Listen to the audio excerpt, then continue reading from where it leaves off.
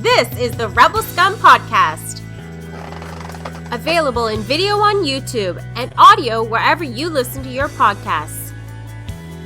Every week, Brock and James talk the latest rumors, news, and theories from a galaxy far, far away.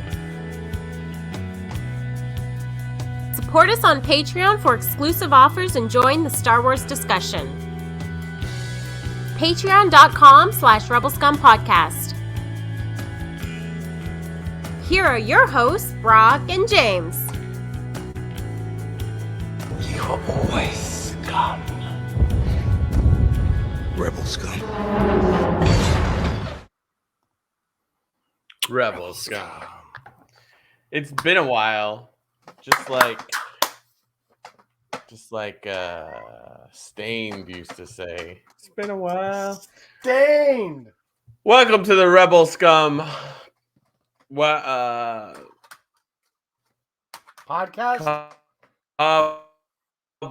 Webcast. Back at it. Star Wars. My internet just went black for a second. I'm Brock. This is James. Hi, we're here with Rebel Scum Podcast. Gonna have Woo. a good time talking Star Wars with all Star of Wars, you Star Wars. today. Yeah. Some cool things have come up since the last time we talked. A little bit. Actually, not even that much. Just like we're going to talk a little bit about Skeleton Crew's shooting. There's not much to talk about there, but we haven't talked about. You and I have not discussed the Obi-Wan finale, which is like a month ago. We haven't talked about it at all. I did a video here on the channel with Fantasia while I was driving home from work, and we did it while I was driving home. And my phone, it was so hot that day, Brock. My phone overheated during our conversation, and then I went to a dead zone because I live in the woods. I went to a dead zone right after that. So there was like a 1-2 punch where I'm not even in it. And who knows what Andrew says because it's Fantasia and his opinions are terrible. I like to think that Andrew, when he is alone on camera, he's like Garth in Wayne's World, where when Wayne is not there and he's like, "Oh, the Garth can't improvise." He's like, he's just like losing his mind. Yeah, sorry to all our scumbag friends that we haven't been around. Sorry about it. Yeah, it's been a while. I don't think I even remember what happens in Obi-Wan. There was a lot. So okay, wait, but you might not remember. But like overall, what were your overall thoughts on the show? How about we start that? Like, what? Oh, check this out. Wait, Darth Ward gave me this for my birthday. Oh, snap! That's cool. He was speaking of the Obi-Wan finale. Boom! Spoilers. He's sitting on top of my red bitters. I have a pack of red bitters. So he's just on top of it. I don't know. Anyway. I enjoyed it. It was pretty much everything I thought. It's funny because like in the 3 weeks that it's been off the air, it's sort of been like a lot of people have said like, "What'd you think? What'd you think? What'd you think? Did they rewrite the like this?" And I'm like, I don't know. I think they covered all the bases. I think it was exactly what I expected, and I enjoyed it for what it was. Like it was fun. I would argue it's sort of like the Hawkeye of Star Wars, like TV, where it's like, that was something. It's like, it doesn't really go anywhere, but it's just like, yeah, cool. So yeah, what did you think? Yeah, I think I said this when I did the video with Andrew. Overall I liked it. Like ultimately at the end I enjoyed it all, but I feel like they had something with Reva McEntire that they didn't quite get to. Yeah. Like it felt like WandaVision, where WandaVision every week I'm like, this is gonna get there, and it just never did. And then at the end it was like, well, COVID kind of ruined the ending. You're like, what happened? You're so close.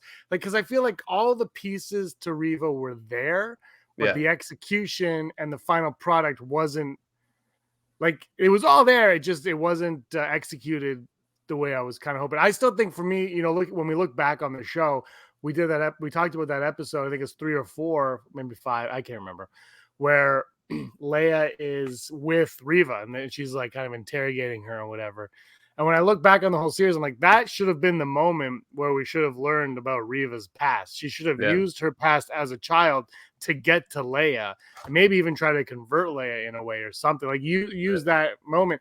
but we didn't get it. We just got like 20 minutes of pointless talk between them saying no one's coming to rescue you, princess, for like the third time in the series. And I felt like scenes like that could have been like you said, it was kind of pointless in the end because I mean it was a fun side story, right? It was a fun side story like Hawkeye, but it needed to have the emotional stakes and more emotional attachment to everything. Because everything else is moot. There's no point to anything else because we know Leia and Obi-Wan are going to be fine, and in fact, all the events of that aren't even going to have an effect on them. They're really so we needed something else. So that's my one downside to it. Always that. But I thought it was I thought Ewan McGregor was fun. I loved that final battle between him and Vader. It was Rebels, but it was in live action, and I've heard people complain what happened on Rebels. Yes. But the majority of people watching it, maybe not the majority, but a lot of people watching it on Obi-Wan don't watch Rebels and will never watch Rebels. And I thought what they did there was great. And I love that idea, Brock, where he's like, I'm sorry about Mustafar. And he goes, no. You didn't kill Anakin. I killed Anakin. Yeah. And that, which I mean, okay, on one hand, it is kind of forcing the line in New Hope. But on the other hand, I think it was more poignant than that. And I thought they pulled that whole scene off very well. Yeah, it's just like it had the issue of like, well, most of our main characters, nothing profound can happen to them because we have to come back in New Hope. But I was just thinking about it, sort of like the whole Reva story is sort of like the point is almost to like give him hope again. Like it's sort of he had Anakin, he knew like he was troubled, but he didn't do anything about it, and like look where it ended up. And now it's like, okay, now I have a young person that is strong in the Force that feels like the entire galaxy has given up on them and doesn't care. It's like, well, no, you can change, even though what you did was terrible. Like you can change your trajectory. It doesn't have to be dark side all the way down. It's like you can rebuild, and it's like that sort of like gives him that fire to like keep going on and inevitably become the Obi-Wan we see in A New Hope. And then like also it's sort of like he's given up hope. It's like there's like just because you fail doesn't mean it's the end of the game. Like life keeps going. So it's like there you go. It's like, well, go back to your cave, make it a house, because pretty soon you're gonna be Alec Guinness, and you'll have to have somewhere to sit and be like, I don't remember owning a droid. Like so, yeah. I liked it. I know it's not gonna happen. I wouldn't hate a second Obi-Wan series, and just send him on an adventure or something like that, or just leave him in the cave with Qui-Gon learning how to die. Like that, I think that'd be interesting. I really like the first episode. To me, is still the standout. It's so good because like I would like to see another one where they don't worry about Luke and Leia so much, like something else going on, maybe something a little more subtle. Because as good as it was, is like, another season would be fun watching this character kind of live on Tatooine. Yeah. With like no hope. But I'm like, I know what you're saying about Reva, but again, I just don't think it fully. Oh yeah. I just don't think it was. Everything was there. It just felt like, and I hate long shows, and 6 seasons is fine. 6 episodes is great, but I just felt like it was like she needed more time for development. Like Reva specifically needed more time for development because she's just kind of there, and she's got that terrible attitude, like, well, I want to find her, and you're like, why is she so angry? And it's like, you were a youngling. Yeah, we know that because the first episode. But I just feel like everything for her were there. She ended up being underwhelming to me because she needed more time to grow, a little bit more watering. Right. I think just would have been more better. Like her outcome would have been the same. I just think it would have been more satisfactory when we got there also. Yeah, I mean, when I think about like how could you turn this into a movie, it's like you like eliminate half the characters and make like one character count for 3, where it's like this character, like these 3 characters become the same character where like I do this and then I also do this and then I also do this. Like instead of like, here's O'Shea Jackson, here's oh God, I was gonna say Hassan Minaj, but that's not right. Kumail. Who plays Kumail Nanjiani. So like I don't know. I think I'd be down for it. At the end of the day, we got to see Alderaan for real. Yes, it's great. So I liked it. I will say I am very much looking forward to Andor after seeing that sizzle reel. And it's like, yeah, why can't we just have a story for the sake of a story? And like how many books are just about like Han Solo before he met the rest of the team? Like it's like, yeah, like there's always an interesting story. It's people that fly in space and shoot guns with laser swords. It's like Yeah. it's always going to be interesting to some extent. So Yeah, exactly. And Obi-Wan we got Obi-Wan. You know, everybody was clamoring for it, and now we got it. And I think, yeah, you know, I'm really looking forward to Andor and Ahsoka and all those other shows. They should be a lot of fun. yeah, But absolutely. Andor is really intriguing because like Obi-Wan is an OG character Mm-hmm. and who OG character who found his way in the prequels, obviously, and then Clone Wars. Like Obi-Wan's always kind of been there, and I think there's still. I think there's a little eggshell walking when it came to Obi-Wan. Like, and obviously the whole Luke thing at the end, which I don't even know why they needed to do that with Reva. Like, Luke really anyway, whatever. Like, there's too many eggshells because you can't do anything with Luke. Like, like going after Luke. Okay, she redeemed herself fine. She should have just gone to Leia. They should have done that with Leia at the end. They should have just who cares? Like I hate saying Disney Star Wars, but the new like era of Star, they're so obsessed with Luke Skywalker. We need to just like and look, I'm fine with Luke. Like Luke is Star Wars. I get it, but this story he was not. Like like Obi-Wan left him. We didn't need to go back. I mean, I love Joel Edgerton and everything, but we didn't need to go back to them at all. Because Yeah. Luke, I said this before, Luke needs to just be like the most innocent creature in the galaxy until he gets to Mos Eisley, right? Like until that moment, he needs to be super. Well, until Obi-Wan dies, basically, he needs to be the most innocent person in the galaxy. And so I didn't think we needed that. And that's what the one thing with Andor that I think is going to have going for it more than anything else is it's not going to deal with that stuff. Yeah, right. Yeah, Because and because Andor never lived in that world. Now, we'll do a Never Tell Me the Odds where maybe some stuff intersect here, but that's one thing I'm really looking forward to, and that's one thing I think the Mandalorian did so well. I mean, now they've kind of brought stuff in and whatever, but the first season they didn't care. They're like, we're going to do what we're going to do. The rest of Star Wars matters, but it doesn't matter. But it's happening and it exists around us, but we live in this bubble here. Right. So you'll get little clues into the galaxy, but we don't have to worry about it. And that's one thing that I think Andor is going to have working to its advantage as well.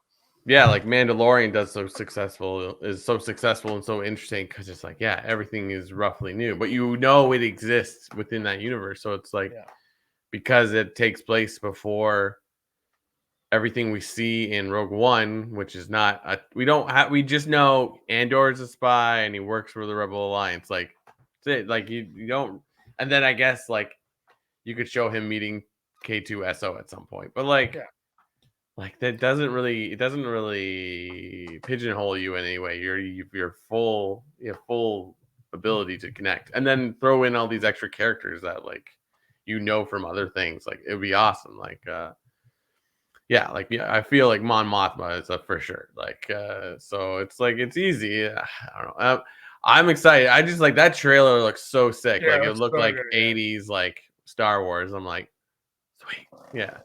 Have you seen there's a Mandalorian season 3 trailer, I think, from Celebration that's making its way around the internet? Oh, really? I think it's real. I'm not sure, though. Yeah. There's a lot going on, a lot of Bo-Katan, a lot of Mandalorian, some Babu Frick. I think there's multiple Babu Fricks, so there's like a species of Babu Fricks.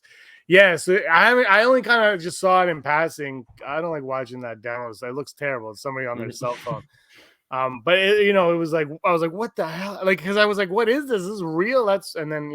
So it looks pretty good. I'm really excited for Mandalorian season 3 as well.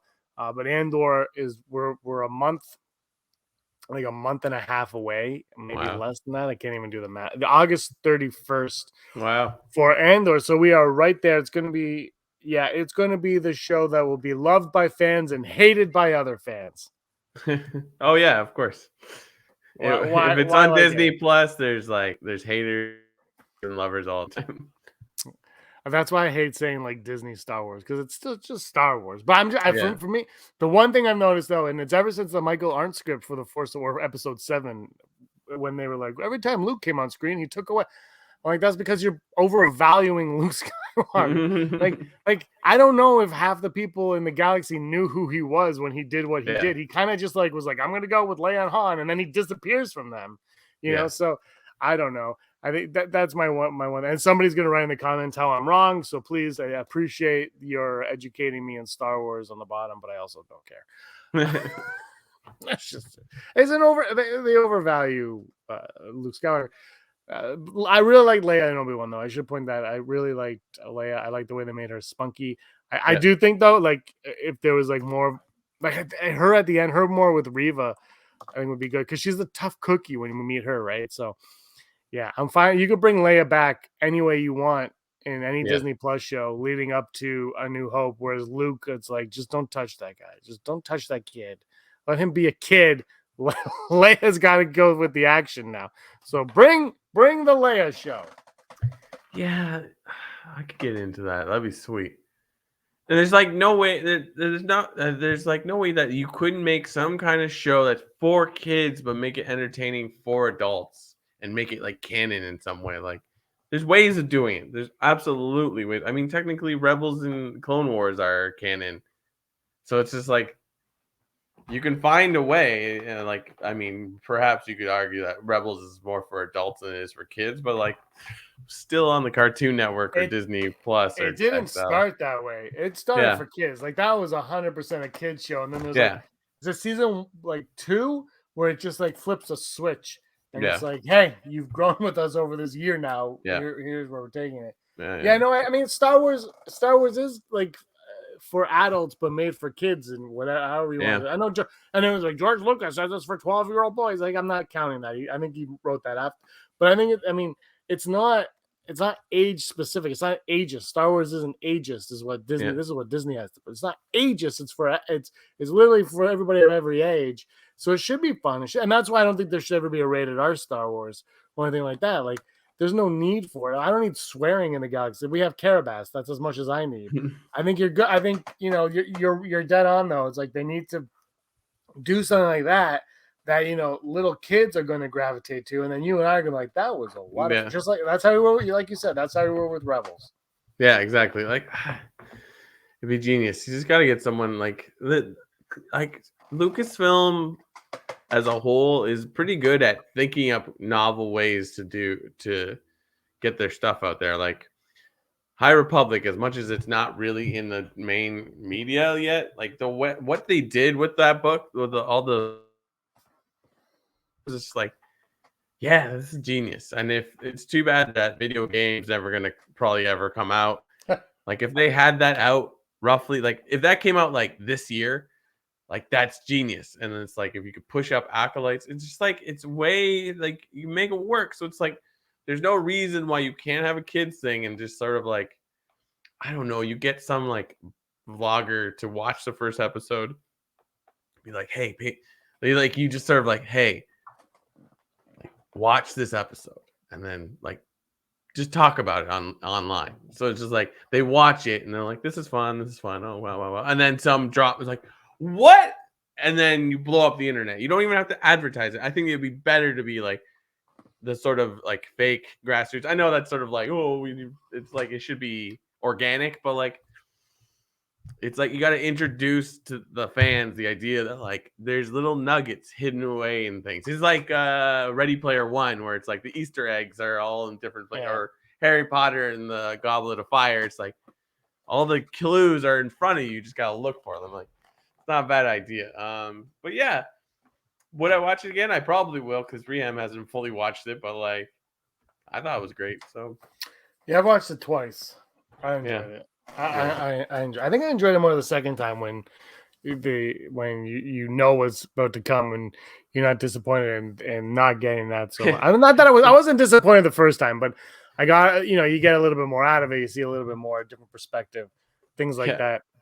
When it's not a speed run to watch the entire episode before the internet gets to it. Exactly. Yeah, you get to breathe a little while you're watching it. Like, I can think about this. I know we're on YouTube and we are kind of part of this said community, but like I watched Multiverse of Madness, and that the internet completely ruined it for me. Granted, I don't need to look at the spoilers on Instagram, but inevitably you see them if it's part of your algorithm. It's like that movie is like it's a movie. Is it good?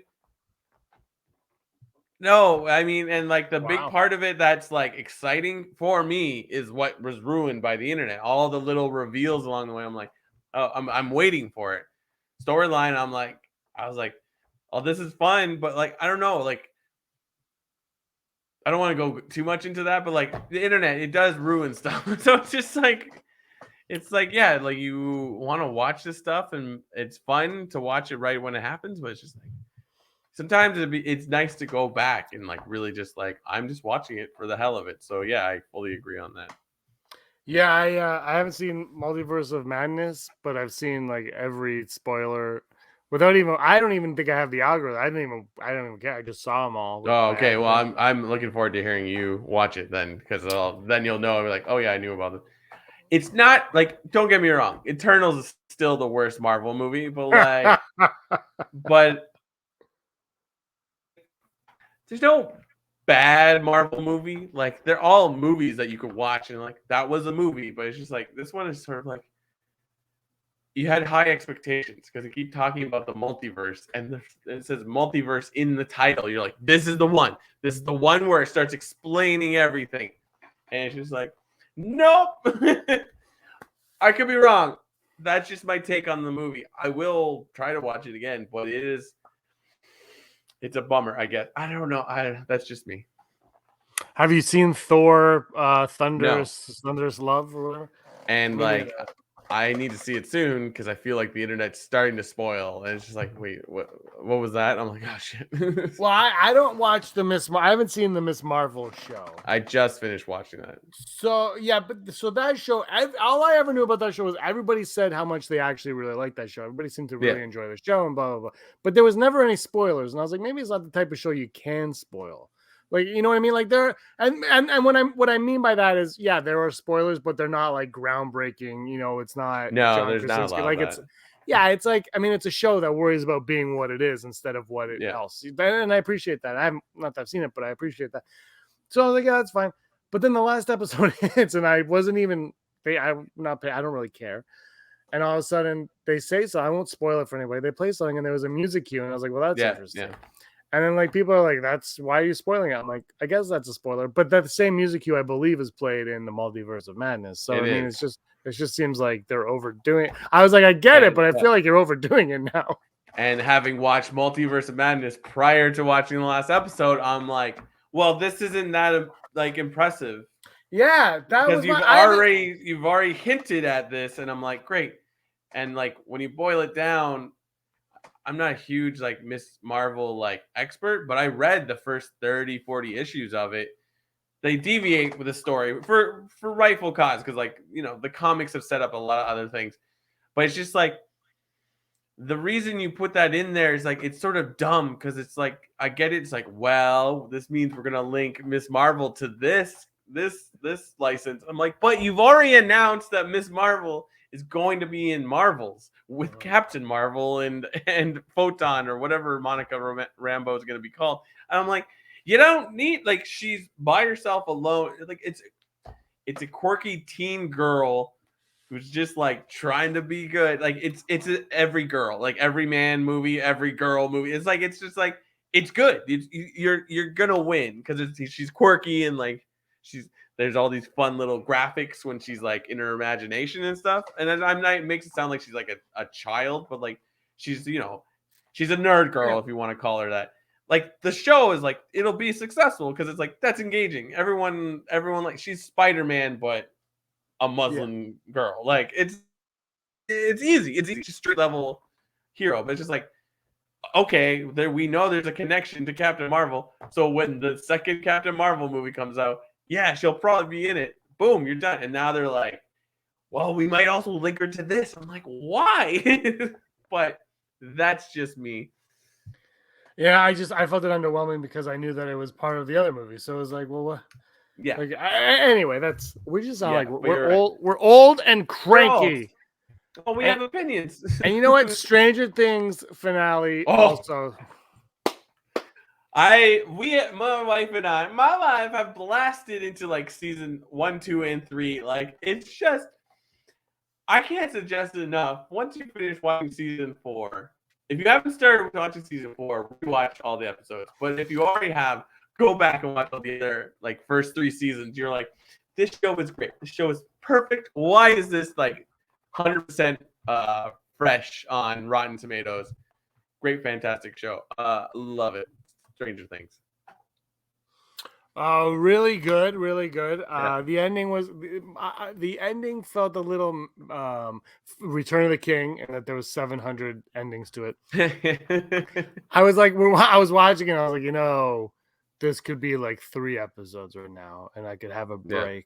It was long. It was good though. It is a solid show, and I like the way I saw people complaining, and I'm like, oh, you're just complaining because you're probably jealous. Mm. But I thought they did a really good job connecting everything, and like, because the thing here's my thing, and I know maybe this is just an old man thing, I don't know, but like for me, and people complain about this with Star Wars too, and that's how is like if it's not connected with the characters we know, then why the hell do I care? Because the stakes are raised in the characters. Like the characters are the reason why I come back to the show. The reason why I come back to Star. Like these are the reasons. And if you disconnect from it and you don't tie it together, I'm just gonna not care. And there's a movie, I can't remember what it was now, but there was a movie that did that where they didn't connect to anything, and I was like, well, why do I care?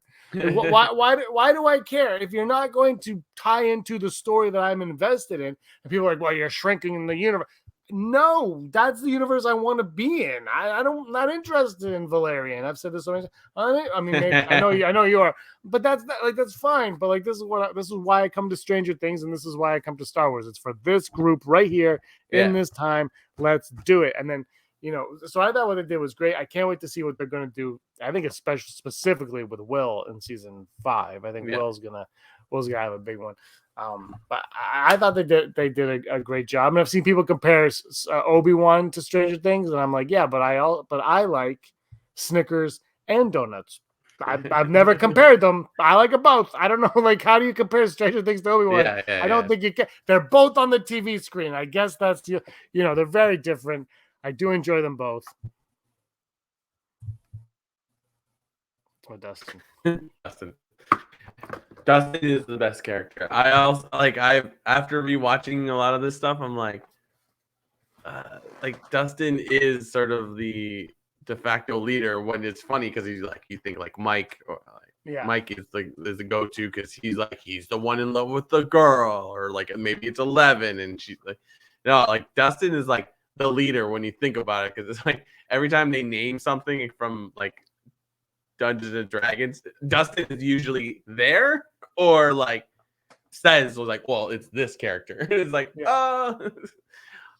no, fantastic show. And it's like, I've never like watched it all in a row like this. I've watched it when it comes out and that's it sort of thing. So it's like, there's so much stuff you forget and you're like, oh, yeah.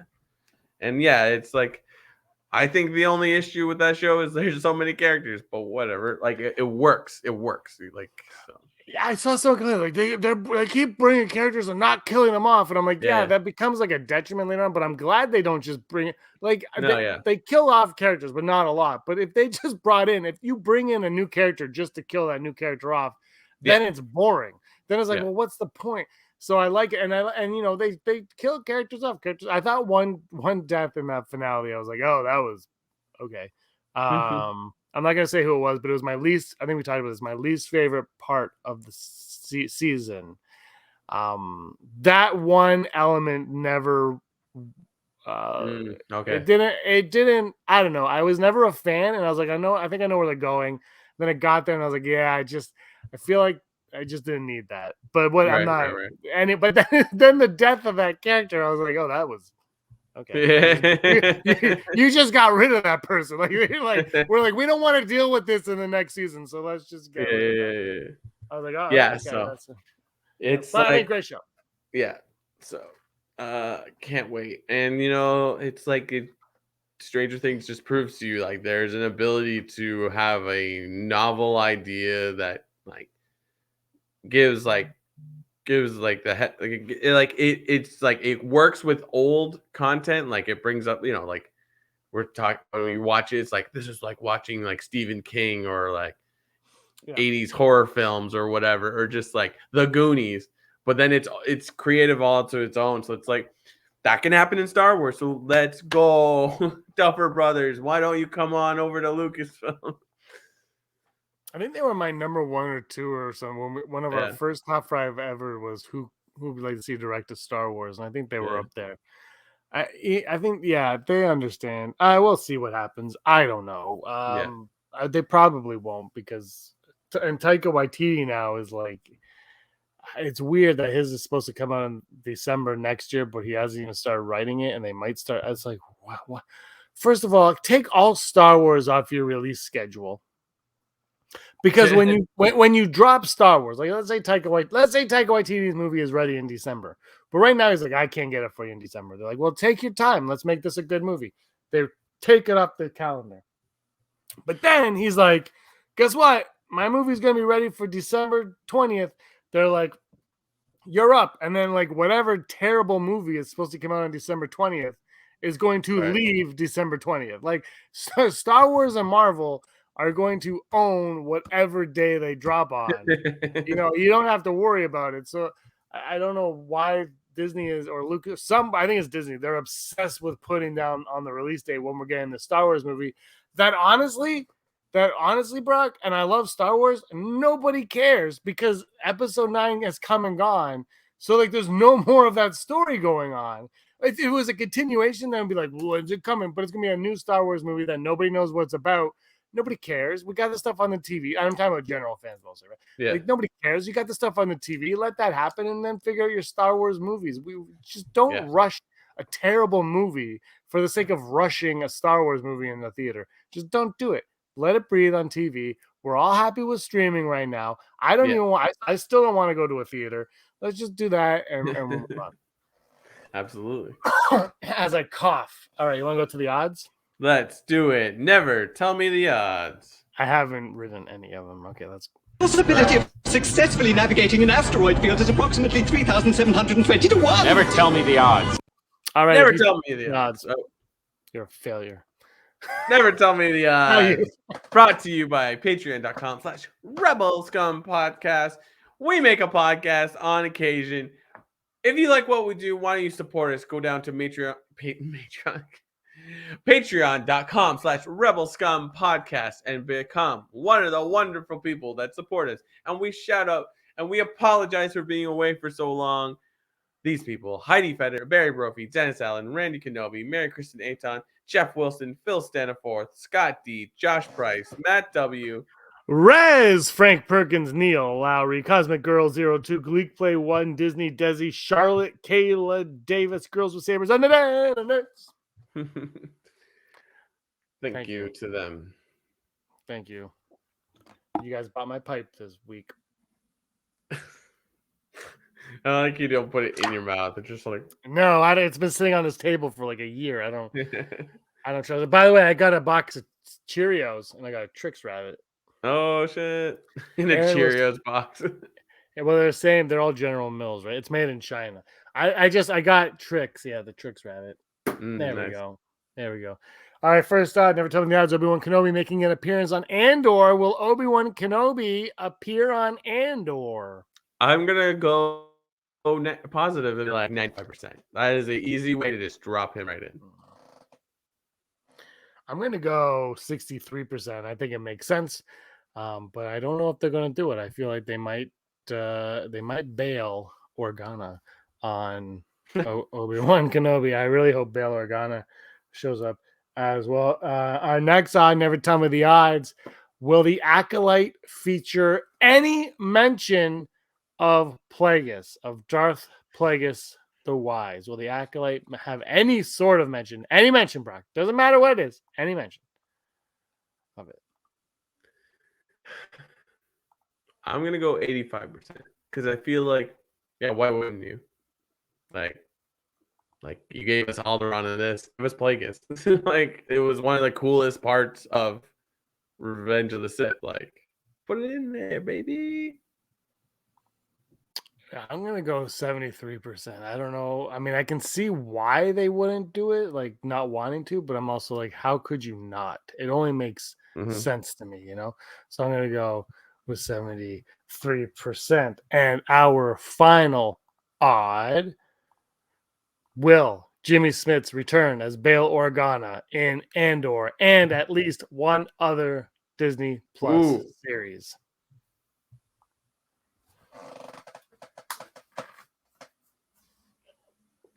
I threw a monkey wrench in that. I was going to say 100%.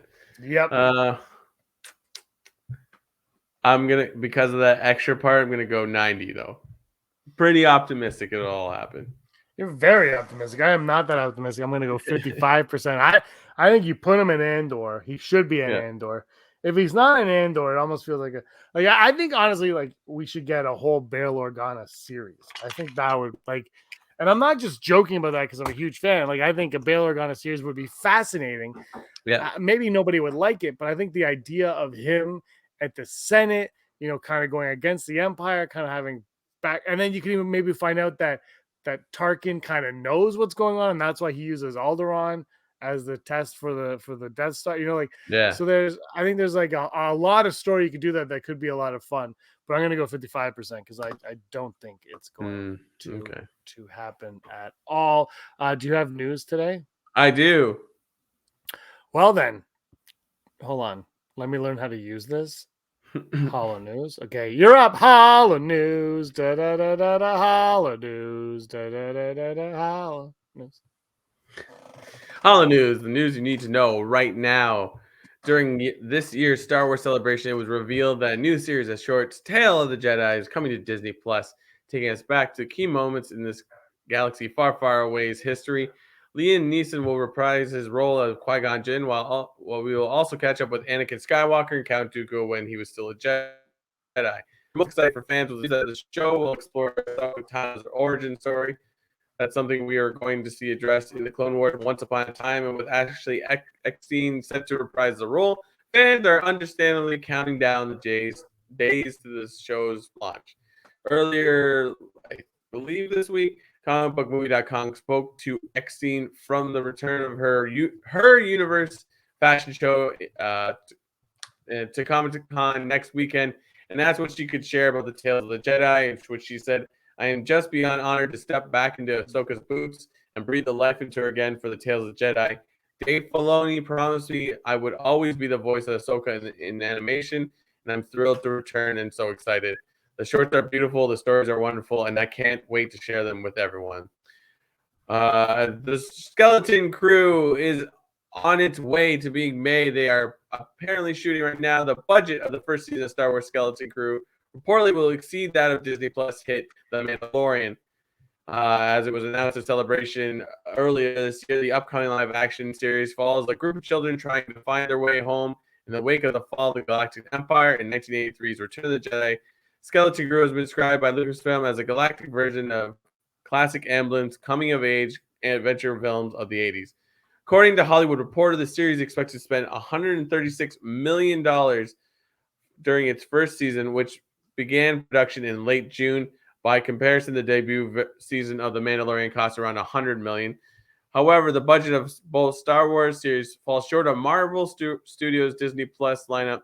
Each episode of The Falcon and the Winter Soldier, WandaVision, and Hawkeye reportedly cost as much as $25 million, conceivably pushing season budgets into the range of $150 million to $225 million. That said, Skeleton Crew will receive help in offsetting its sizable budget in the form of $20.9 million in tax credits awarded last week by the California Film Commission. And lastly, Marvel Comics mainstay Charles Soule has penned his 100th Star Wars comic book.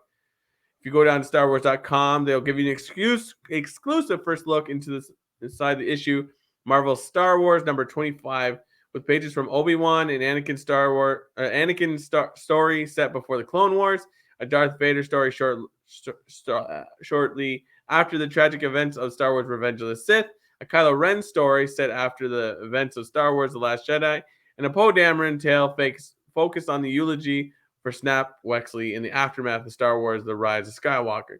Star Wars number 25, written by Charles Soule, with 4 stories illustrated by Ramon Rosanes, Giuseppe Camicoli, Will Sliney, and Phil Noto, and a cover by Carl Pagulan, Jason Paz, and Rachel Rosenberg, is available for pre-order now on Comixology, and the special issue arrives July 20th, and also can be found at your local comic book store. And why not head down there? Because right now, this has been your Hollow News. News. Did I do a good job of copying and pasting everything? Yeah. I couldn't even tell. Top 5. Top 5. I don't even know what top 5 We're is. gonna do top 5 moments from the Obi-Wan Kenobi series, the whole series, Brock, from start to finish. Okay. Do you remember any of it? Do you want to do top 5 Stranger Things season 4 moments? Yes. Is that yeah. Chrissy, Justin. wake up. I don't like this. Okay, my number 5 is going to be the hello there in the end of the episode 5. Hello there. We're like, boom, there's your fan service. Mine's gonna be the first episode where he's just like alone cutting up meat and then like driving away. I like that. I want more of that. My number 4 was, I really liked, this sounds probably silly, like I like when he's like going into that underwater base to save Leia and they're in that tube with the water and all that jazz. Yeah. I just like that. And then you see the stormtroopers float by after they've escaped. Mine is gonna be kind of like that, but the Jedi morgue when he walks through the Jedi morgue. He's like, Oh yeah, I forgot he about that. walks through all that. I really like that moment. I wanted more. I would like more of that explored in Star Wars televised content. My number 3 is gonna be, you didn't kill Anakin Skywalker. I did. I'm like, boom. That sounds like he's lying though. My number 3 is Qui-Gon saying, "I've been here the whole time. Come on, cheerio." Good. I can't do a Qui-Gon impression at all. He's going to teach him a very specific set of skills, though, that are going to help him become more powerful if he gets struck down by Darth Vader. My number 2 is Leia saying, "I'm not afraid of you," about 7 times per episode. Yeah. No one's coming to save you, princess. Oh no! My father. Well, your father's not coming, princess. That actually is like, it got a little like, this is absurd how many times she says it, but then it kind of like, it makes sense why in A New Hope when Luke comes and saves her, she's just like, okay, let's go. Boop, boop, boop. Like, no, she's not shocked. She's like, are you a little short for a stormtrooper? Like, it's like, it makes sense why she is the way she's in constant danger. So yeah, okay. Retconning. Dirty word. My number 2, like you trained his father. Ooh. Burn. That one had the internet on fire. Like you trained his father, and Obi-Wan was like, I need a minute. My number 1, even though it's like going to be so lackluster, but I said it probably every time we reviewed an episode, we got to see Alderaan. Like I said it so many times, it might as well be the number 1. Like, looking for love in Alderaan places. Alderaan places. My number 1 is just Vader half mask. I killed Anakin. Blah blah blah. My mask is cracked and it's cool, and you could hear. What I really liked was when you could hear James Earl Jones and Hayden Christensen both at the same time talking. I really thought that was a nifty touch, and I really like that. And that's my number 1. And if you disagree with me, do whatever you want. Some exciting news, Brock. My book that I wrote in 1974 looks like it will be shipped in late December. Yay! So I'll probably be dead, but I hope everyone enjoys it. The best part is like, I can't remember. Do we put our addresses when we order the books? Yeah, but they will send you an email saying, "Do you still want this address?" Because I don't live at the house. And no one. I don't think one person. I don't think one person lives at the same address when they bought it. It's freaking ridiculous. It's been 900 years, but it is happening anyway. This has been the Rebel Scum podcast. Yeah, thanks. Rebel Scum podcast. I'll believe it when I see it. How about that? Check. How Do about you want to that? hear something? How about Yeah. this? You hear that? No. Oh, now I hear it.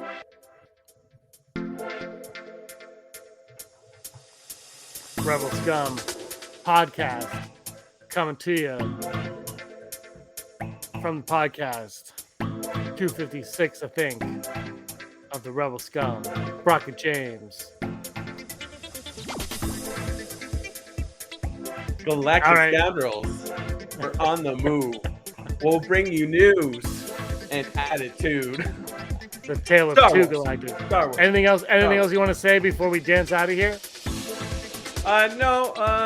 Watch Stranger Things because I'm doing that and it's the best. All right, let's go out with a rock and roll bang.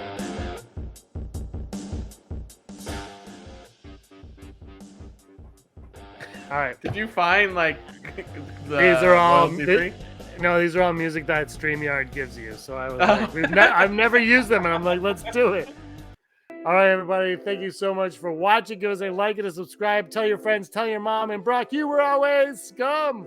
Rebel Scum. Scumbags, thanks for watching. Don't forget to give us a thumbs up on our video. As always, please subscribe to our YouTube channel, Rebel Scum Podcast, for all the